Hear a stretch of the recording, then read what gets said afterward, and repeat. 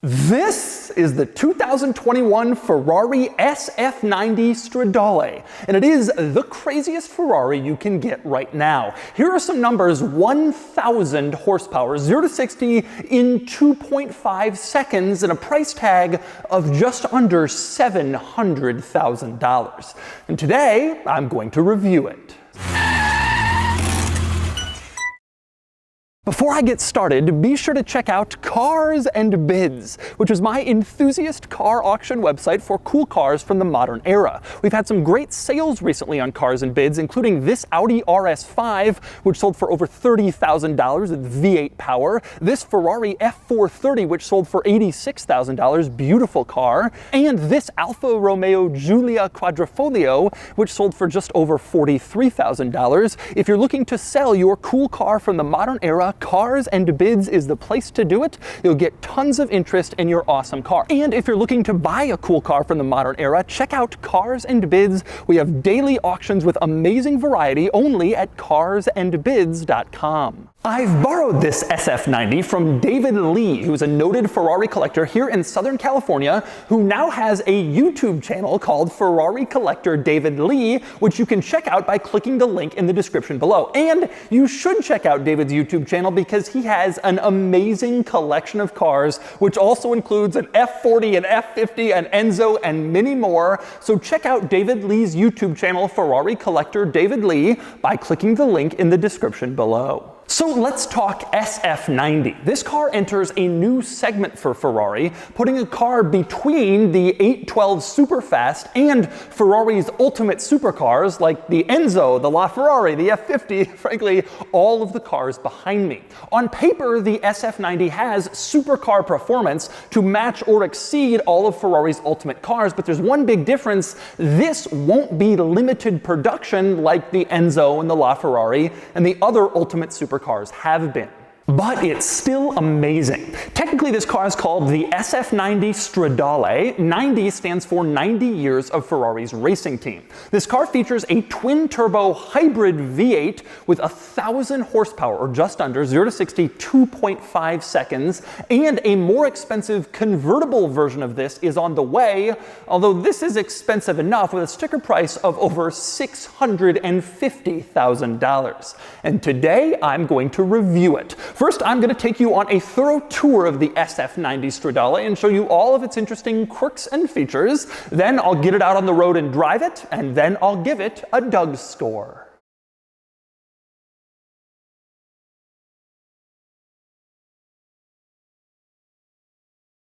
All right, I'm going to start the quirks and features of the SF90 with getting in. That means starting with the key, which is this little leather rectangle. Looks very classy, nice stitching, says SF90 on the bottom, and it only has two buttons, a lock button and then an unlock button, which if you press twice, also opens up the front trunk. Interestingly, what it doesn't have is like a hoop for you to attach it to your key ring.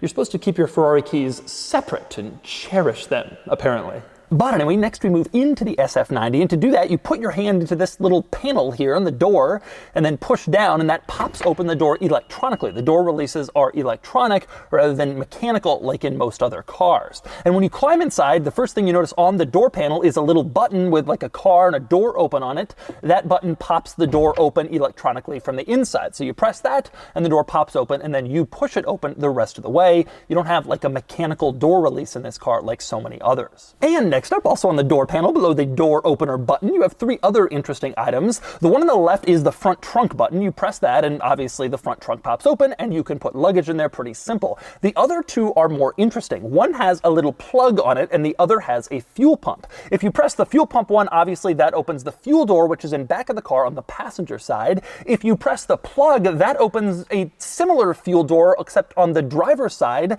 This car is a plug-in hybrid, so that's not a fuel door at all. Instead, it's where you put the electrical charger to charge the car when it's parked. So you have two fuel doors on the outside of this car, one for actual gasoline and one for the electric charger, and that's how you open them up. But next up, climbing further inside this car, the most obvious thing you notice the moment you get in the SF90 is this new Ferrari interior with screens pretty much everywhere, and I mean everywhere, including for the engine start-stop button, which is no longer a physical button. It's now on like a little screen on the steering wheel. You press that and that turns on the car. You no longer have that like bright red cool feeling button. Instead, you're pressing a screen to start this car up. And the screens go a lot further than that. Once you start the car, you can see this massive screen turns on in front of the driver, this huge driver display screen, which is meant to take the place of the infotainment screen in the center of most car interiors. This car, very driver-focused sports car, so that screen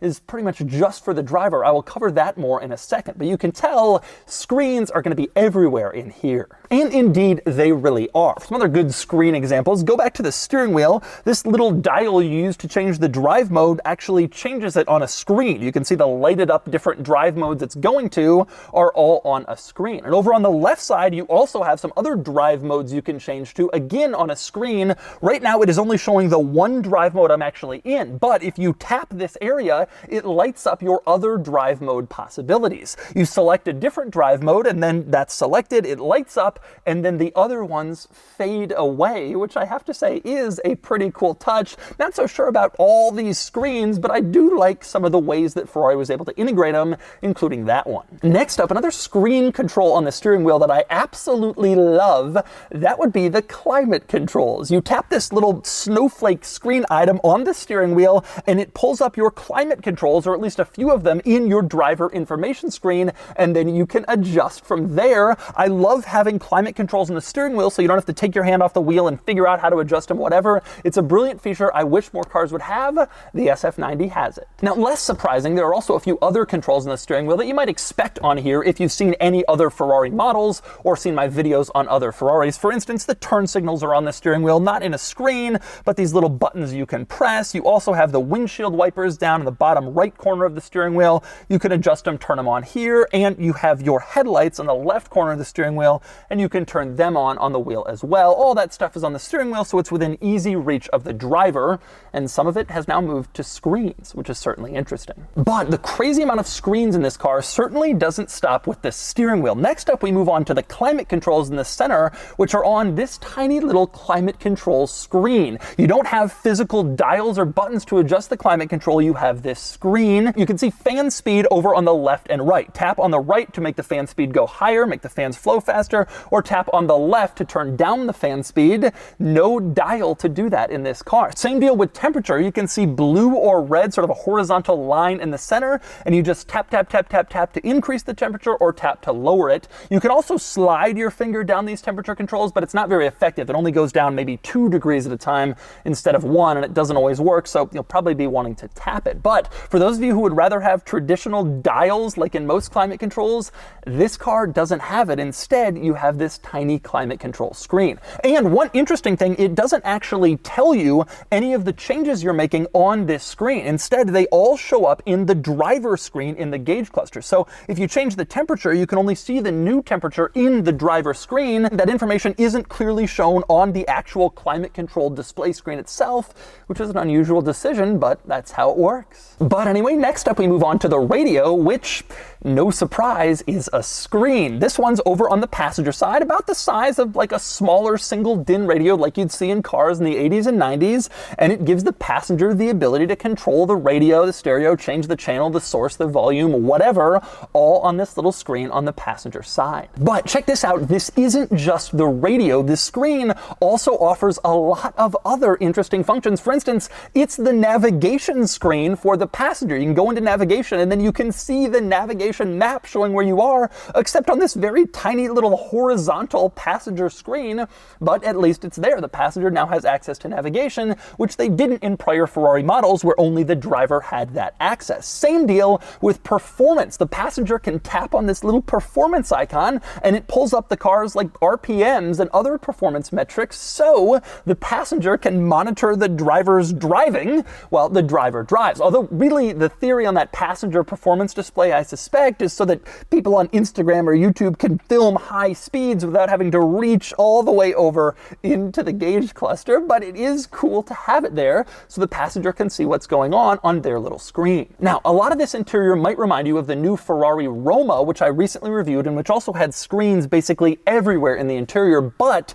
this passenger display is a good example of how it's different. The Roma had a big center screen. That's more of a grand touring car. You'll be taking passengers in. You won't necessarily be using at the track. This car is more driver focused, and so the passenger screen is sort of a remainder. They only get this tiny little screen, certainly an afterthought compared to what the driver gets. And one good example of that is volume control for the passenger. If the passenger wants to change the volume, there's no simple dial you twist like in every other car. Instead, you got to go into the screen, tap the volume icon, and then slide, which is just more difficult. The driver, on the other hand, has an easy volume control just behind the steering wheel spoke, easily within reach of their finger. Just move this and then the volume changes. The driver also has an easy way to change the track on the other side of the back of the steering wheel. Just move this little switch and then the track changes, or you go to your next radio preset or whatever. So the driver can do all that stuff easily. The passenger is stuck with this tiny little screen and a slider for volume controls. Definitely an afterthought compared to what the driver gets. And by the way, one other item worth noting with this passenger screen, in the upper left corner of the passenger screen,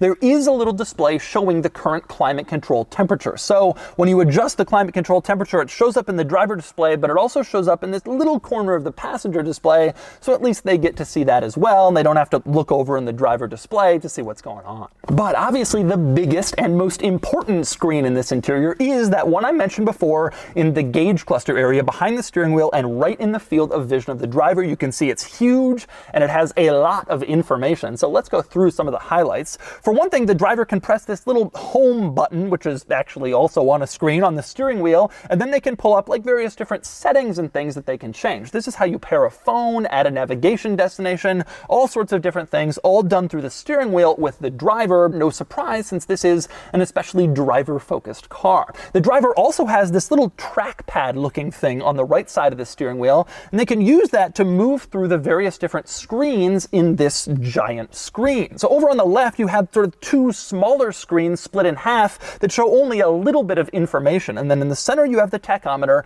And then on the right, you have a larger screen showing more information. But you can use this little trackpad to adjust exactly what is being shown where. And you can see as I move the trackpad, it changes exactly what is smaller and what is larger throughout this driver screen. Now, when I reviewed the Roma, it was mentioned this trackpad movement is pretty slow. When you move the trackpad, it takes a second for the gauge cluster screen to respond, and frankly, that's true. It is unusually slow, especially for a modern infotainment system. It just doesn't go immediately when you move your finger. But it's worth noting this probably won't be something you'll be doing that often. Presumably, you'll have a favorite gauge cluster orientation that you just like to see, and you'll kind of leave it in that mode. Everything else is relatively responsive in this car in terms of screens. And by the way, one other interesting quirk of the driver information screen, if the driver presses the View Max icon on the steering wheel, it will change the view in the screen. So it'll go from showing several different things to showing just the navigation map, absolutely huge, as you can see, which of course is nice to see sort of right below your line of sight if you're looking for directions or whatever. You can also press View Max again, and that will pull up sort of a more performance display, with the RPMs now being the largest and most focused on thing in this gauge cluster. Or you can press View Max once again and go back to the normal view where you have basically 4 different screens telling you all sorts of different information while you're driving. You can choose which one you like the best. One other cool thing I like in the screen, when you stop the car, turn it off and get out,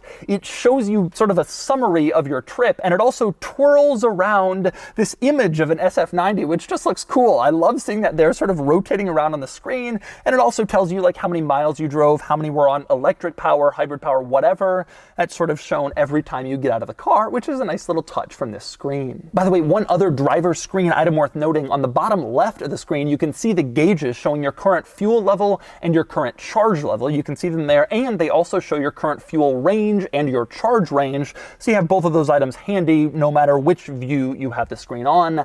They're always there. Now, we've covered the steering wheel screen, the driver screen, the climate control screen, and the passenger screen, but we are not done with screens in this car yet. Pretty much every controllable item in this car is on a screen, and that continues. For instance, in the ceiling, there's a little screen here. You tap tap this to lock or unlock the doors. No physical button. Instead, it's like a little screen. You can also use this to turn on or off tow mode. And maybe the craziest screen of all, to the left of the steering wheel, you have a screen that lets you turn on or off the headlights or put them in auto. And this screen even controls the power mirrors. You don't have like a simple joystick switch like in every other car. You have a screen and you use this little pad to move the mirrors up, down, left, right, whatever. That is crazy. Screens have truly taken over this new crop of Ferrari interiors. With that said, maybe the only thing in here that isn't a screen is the gear selector, which has its own kind of strange form of bizarre. The gear selector is right here in the center, and it is intended to mimic the old school gated shifter in old Ferrari models from like the 60s, 70s, 80s, and 90s, except this isn't a gated shifter. There's no manual transmission, and no shifting is actually done in here. Instead, you have 3 separate switches in this area. The one over on the left, you pull that down to go into reverse. The one over on the right, you push that up to go into PS, which stands for Power Start, Ferrari's version of launch control. And the one in the middle, you can push up to go into automatic mode, or you can pull it down to go into manual mode, and then you can shift gears yourself with your shift pedals. So this is like a retro-looking shifter. We are now going retro with the appearance of our shifters in Ferraris. Very strange, kind of cool though, actually. And again, basically the only thing in this car that isn't a screen. But anyway, other interesting quirks and features in this interior. For one thing, you can see everything in this car is sort of geared towards the driver. This is very much a driver-focused car, and if you're sitting in here, all of the dials, switches, buttons, screens, dashboard is all focused towards the driver. That's the main event here, driving this car. And that's not just true of all the screens and controls, but also the climate control vents, which are just so strangely shaped. To pull them towards the driver, each vent is sort of its own distinctive and unusual shape. There's no traditional rectangles in here. Now, next up, another interesting quirk in the SF90, you don't really have a lot of storage in here. There is no glove box in this car, none at all, it doesn't exist. And there's no little storage compartment between the seats, which a lot of cars like this have. You don't get one of those either. Instead, you have a little storage compartment between the seats on the bottom, like you can see, but it's open, and you have a cup holder in the center, but not 2 cup holders, just one. Again, driver-focused everything. You also have little netting on the door panels for storage, but that's about it. There's really not all that much storage in this car. It is not intended to be a grand tour that you can take everywhere. This is a focused sports car, and you're not really supposed to put all that much stuff in it. And the lack of storage in here really drives home that point. Also, another item worth noting here is the seats. You can see these carbon fiber backed bucket seats that have Alcantara and leather in the middle. They look very nice, and they're designed to kind of hug you in place, and they're intended for racetrack use. You're going around fast corners. You want a seat like this to keep you from sliding around in the car, and so you have these sports seats. And next up, I want to talk SF90 door sill, because there are 2 important items here that I didn't cover earlier that are worth mentioning. For one thing, when you open the door of this SF90, you can see that it says Assetto Fiorano in the door sill instead of SF90 Stradale, Ferrari, whatever. Assetto Fiorano is an option package that you can get for this car, which is intended to focus the performance even more. You get that package and you lose 70 pounds in weight. They make the car lighter in various different spots, including by giving you carbon fiber wheels. You can see the weave on these wheels. These are a lot lighter than standard wheels, but they're also a lot more expensive, but it does help you save weight. This package also includes better suspension, upgraded for better handling on the racetrack, and it includes this carbon fiber spoiler in back, which you don't get on the SF90, only if you get the Assetto Fiorano package, and that's why it says that on the door sill. The other interesting item worth noting on the door sill is this little latch here. You pull this, and it opens up the rear compartment, which of course contains the engine, so let's go check that out. Okay, we'll talk about the engine in a second, but first I want to discuss an interesting little quirk with the engine cover. So you pull that latch in the driver's door sill like I showed you, and then it pops the engine cover to this position. Then you can raise it up pretty easily yourself, but it doesn't stay put. There's no hydraulic back here to keep it in place. Instead, you have a little prop that comes off of the engine cover that you put into place, and then that keeps it from falling down. A lot of money for a car to have no hydraulic, but I wonder if that's one of the weight reduction strategies in the Assetto Fiorano package. Anyway, the engine itself, first thing you notice back here is it is incredibly low set into the car. I'm sure they do that for weight distribution. You want to keep as much weight as possible down low, which improves your handling and track performance, but it's amazing how far down that engine is into the engine compartment. Now, like I mentioned earlier, this is a twin-turbo V8 plus hybrid power, and the result is about 1,000 horsepower, just under, like 990 horsepower, an unbelievable figure that propels this car from 0 to 60 in 2.5 seconds. Really incredible numbers out of the SF90. It's just amazing. And it's amazing to see this engine, truly a beautiful thing, with these Ferrari logos centered right in the middle, a lot of carbon fiber everywhere, and this big, powerful engine in back. And when you close the engine compartment, you will notice that you can see through it and see the engine, which has been sort of a tradition in most Ferrari mid-engine coupe models over the years. So you can actually see the engine when the car is just sitting there. If you want to admire it, you don't have to open up the engine compartment lid. And next up, moving on to the exterior quirks and features of the SF90. One thing you notice in the back is you have 4 relatively circular taillights. This is meant to pay tribute to older Ferrari models that also had 4 circular lights in the back.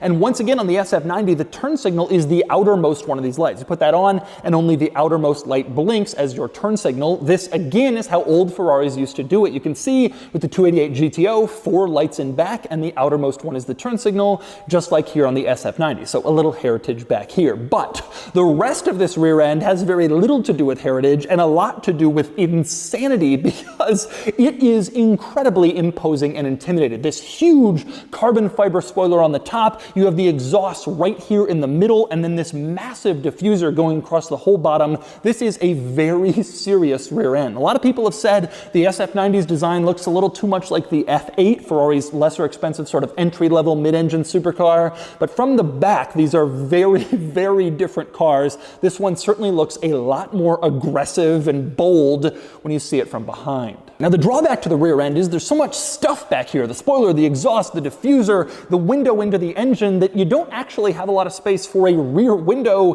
to see out of the car. You can see it's incredibly tiny, this little horizontal slat. You can't really see much, so driving this thing, visibility, I suspect, not really going to be all that great, but we will find out soon. The other important item worth noting back here is the sound. Even though this is a hybrid, it is still a massively powerful V8, and it sounds pretty good. Take a listen to the exhaust note in this car.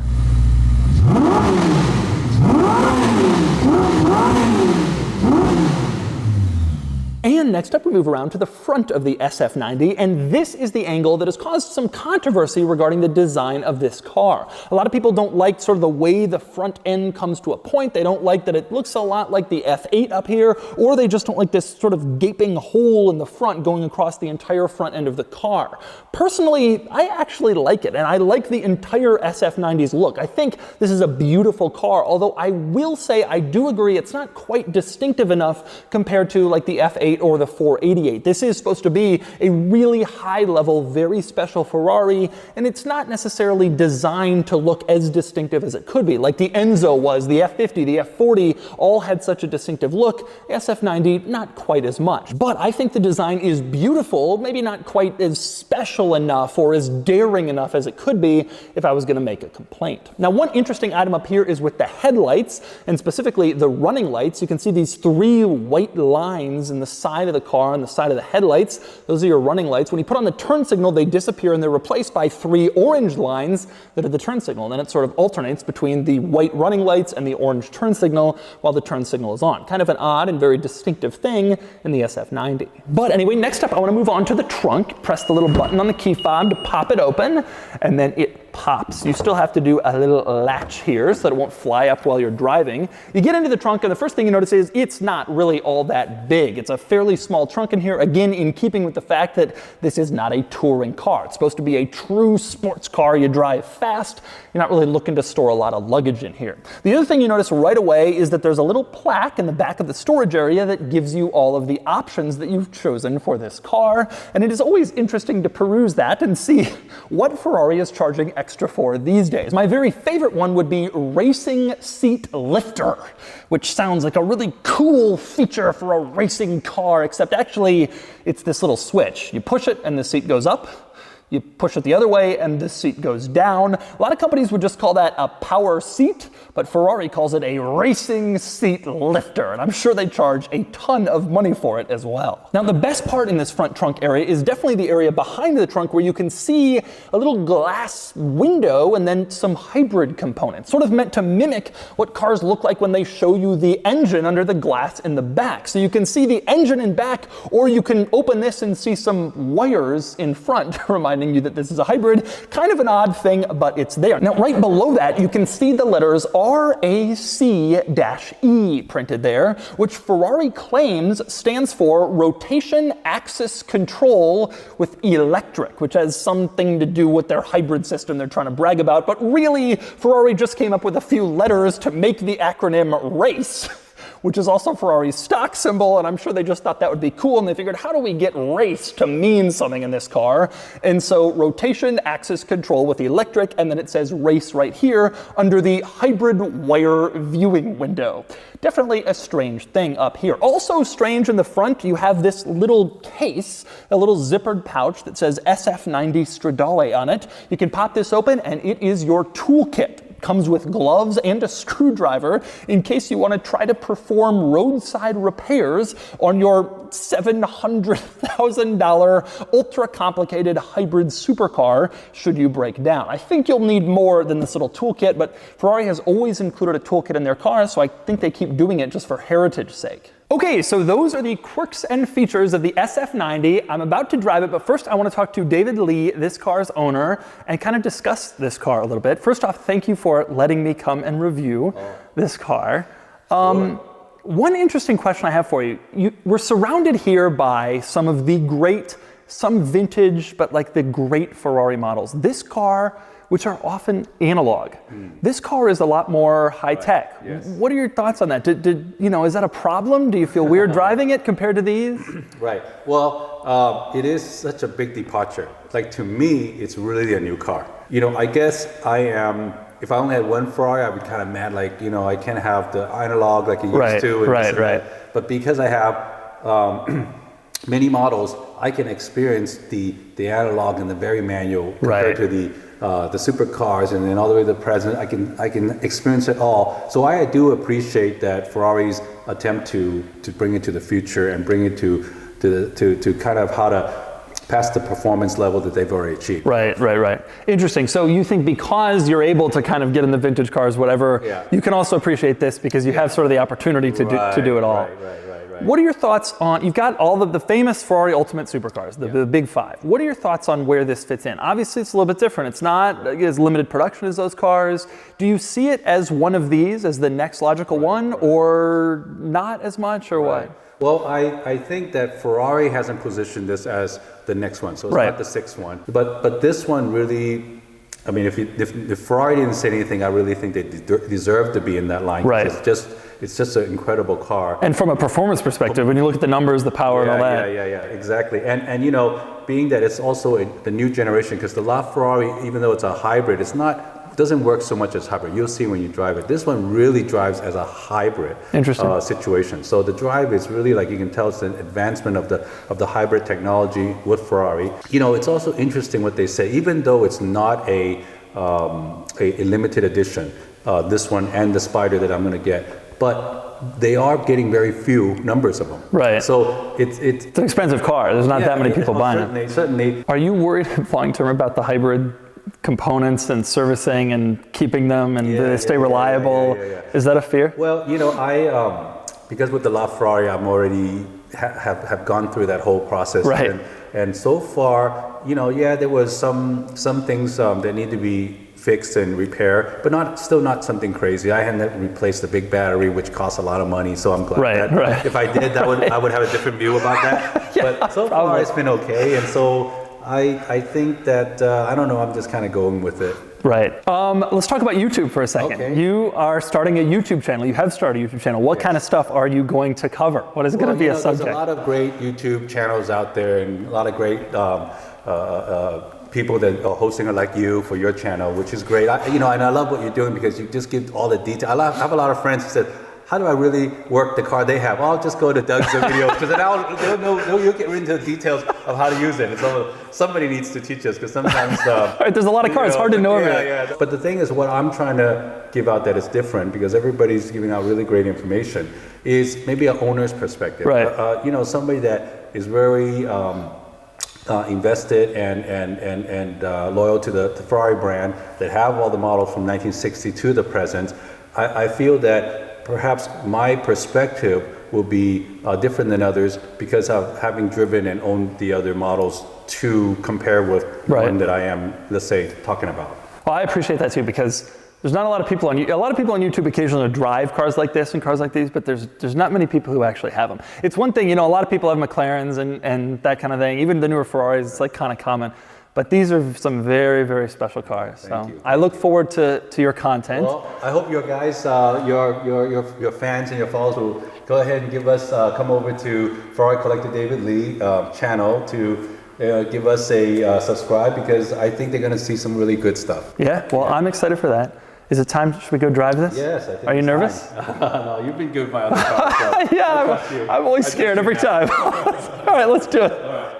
All right, driving the SF90. Just saying, I'm not as terrified. The last two cars we did were the LaFerrari and the F50. Those were very intimidating cars. This one is still intimidating, but less so. First thing you notice, I think, is it definitely feels a little bit easier to drive, and maybe that is some of that lack of intimidation factor, but it feels easier to drive than even than LaFerrari. It's like less of a, you got more room, you got more visibility, that sort of thing. And the rear visibility is actually not as bad as I was expecting, given how small that window looks. Quickly you can tell that the steering is just instant. I mean, anywhere you go, this is crazy, crazy precise. Wow. I'm really impressed by that. It's just like an instant. The moment you even slightly turn the wheel, it almost feels like a race car in that sense, where it only turns like a half turn. It just immediately goes anywhere you want. That is one of the most instant steering feels I've ever felt. Now this car does sound pretty nice. You know, everybody hears hybrid and they think it won't sound good. But listen to that.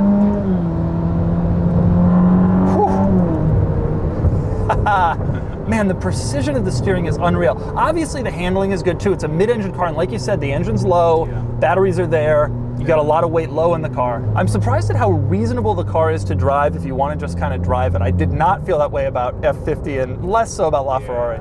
You can drive this car if you want and just sort of cruise if you want to. The ride is definitely harsher than F8. You can tell the steering is sharper, the ride is harsher. It feels like more of an immediate car. Interesting, so when you put on the brakes, it actually pops up a little thing and it says charge, like it's saying you are charging right now because you're regen, obviously. Yes. And then you get off it and it says boost. Interesting. It sounds good and it feels so fast, but what I'm really blown away by is the immediacy of this car, the steering. I've driven a lot of these exotic cars, Huracans and all that. Huracan to me has one of the greatest immediate steering feels. Yeah. This car, somehow it feels even sharper. It almost feels like you don't really need that much steering turn because you can do so much. It's crazy to me. Hey, try to select the hybrid mode and drive it in that. Oh, interesting. Because you'll see the difference, okay? Okay, so now we're purely on electric. Well, no, now you're in both, but then it seems like more of a 50-50 driving experience. Look at this, the tachometer went away. Yeah. The tachometer is gone. Yeah. Right? Oh, and then you can hear a little bit of engine come in at the top. So there's engine right now, let's say. Right. And then there's when you don't see the E right next to the gear. Interesting. And you'll see it just, and then it's weird because it's just suddenly. Right, it's making the choice depending on the. Like right now it's on E. Back to E, yeah. And the tachometer is gone. But that's so funny. The tachometer like blurs itself basically because it's not necessary anymore. You're not using the traditional gears. Yeah. Right. But listen to that sound. It sounds like a spaceship or something. This car is very cool in the sense that everything is. This is the frontier kind of for Ferrari.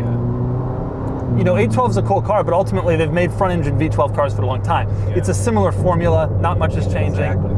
This is like a new product in a new segment at a new price point with the new technology inside and powertrain. And so that's the Ferrari SF90 Stradale. This is an amazing car with impressive performance and technology, and it is my favorite new Ferrari, and I'm thrilled that I had the chance to spend some time with it. And now it's time to give the SF90 a DougScore.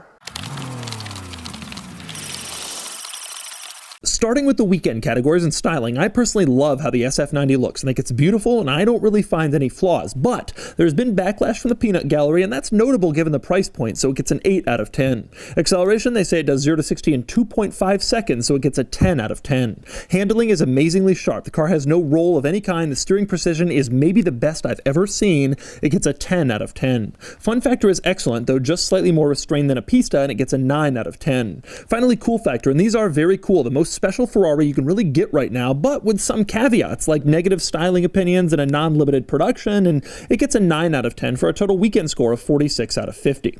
Next up are the daily categories it features. This is similar to other cars in the class, and it gets a 6 out of 10. Comfort is good, better than I was thinking it would be, and it gets a 4 out of 10. Quality is high. The latest crop of Ferrari interiors is impressive, and it gets an 8 out of 10.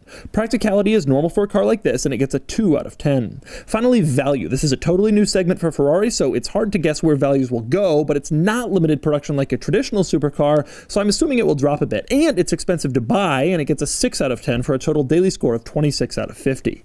Added up, and the DougScore is 72 out of 100, which places it here against rivals and relevant cars, right near the top. The SF90 actually gets the same overall score as the LaFerrari, though it reaches it differently. The LaFerrari has 3 more weekend points, the SF90 has 3 more daily points for more practicality, better comfort, and better quality. And really, I think that's right. Given the similar performance numbers and yet the LaFerrari's extra specialness, the SF90 is sort of like a more usable LaFerrari, a more reasonable Ferrari supercar for $700,000 or so.